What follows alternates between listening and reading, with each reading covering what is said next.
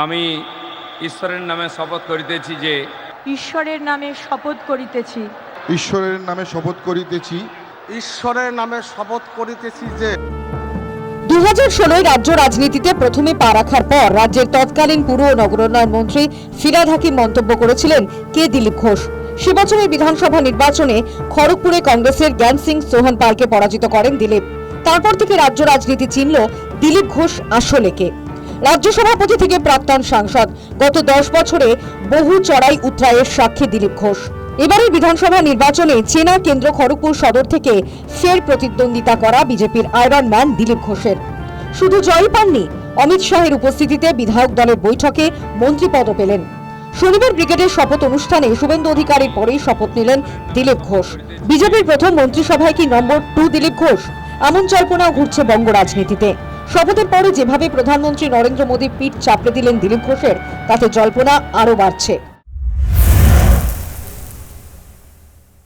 দিলীপ দা মন্ত্রী হচ্ছেন, দেখলেন খবরটা? দেখছি। কেমন লাগছে? ভালো লাগছে। কত খুশি আপনি ছেলে মন্ত্রী? আমি খুব আনন্দিত। দিলীপ দা ছোটবেলা যদি একটু বলেন আমাদের। ছোটবেলায় খুব ভদ্র ছিল, খুব শান্তশিষ্ট ছিল, তার বাবাকে প্রাণে ভয় করত। কবে বাড়ি ছেড়েছেন? 22 বছর বয়সে। তারপর কত সাল আমার মনে নেই। তারপরেই রাজনীতির ময়দানে কখন থেকে রাজনীতি গেছে আমি সেটা বলতে পারবো না। বাইরে বাইরে তো থাকতো, তখন তো আর বাড়িতে থাকতো না। যেই বাড়ি ছেড়েছে সেই যে বাড়ি ছেড়েছে। শনিবার শুভেন্দু অধিকারীর সঙ্গে শপথ নিয়েছেন আরো 5 বিধায়ক। শপথ নিয়েছেন ফ্যাশন ডিজাইনার থেকে নেত্রী হয়ে ওঠা অগ্নিমিত্রা পল। ঘটনাচক্রে বিজেপিতে অগ্নিমিত্রার অন্তর্ভুক্তিও দিলীপ ঘোষের হাত ধরে। রূপা গঙ্গোপাধ্যায়ের উত্তরসূরি হিসেবে মহিলা মোর্চার সভানেত্রীর দায়িত্ব পালন করেছেন। পরে দিলীপ ঘোষের সভাপতিত্বকালে 21-এর নির্বাচনে বিজেপির টিকিটে আসানসোল দক্ষিণ কেন্দ্র থেকে প্রতিদ্বন্দ্বিতা করে জয়ী হন। এবারও জিতেছেন আসানসোল দক্ষিণ থেকেই। জঙ্গলমহলের জেলা বাঁকুড়া রানীবাগ থেকে নির্বাচিত ক্ষুদিরাম টুডু, তিনিও মন্ত্রিত্ব পাচ্ছেন প্রথম বিজেপি সরকারের মন্ত্রিসভায়। শপথ নিলেন অলচিকি ভাষায়। মন্ত্রিসভায় বিজেপি গুরুত্ব দিয়েছে উত্তরবঙ্গ এবং মতুয়াদেরও।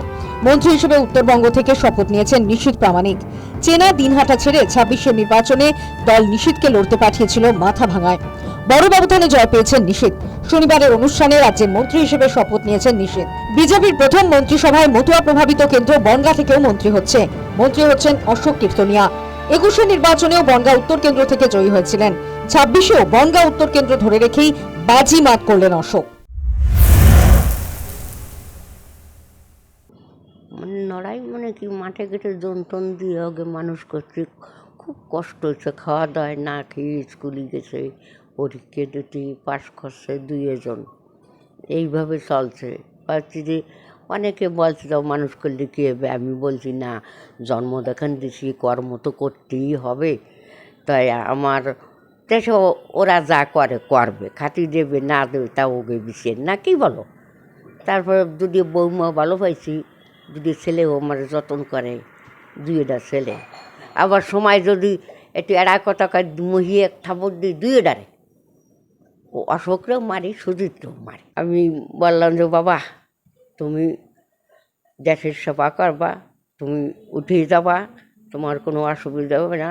আমি তো ভীষণ আনন্দিত এবং গর্বিত যে আমাদের সকল মন্ত্রীরা ওনাকে এত একটা ভালো জায়গা করে দিয়েছেন বা এত একটা ভালো দায়িত্ব দিয়েছেন।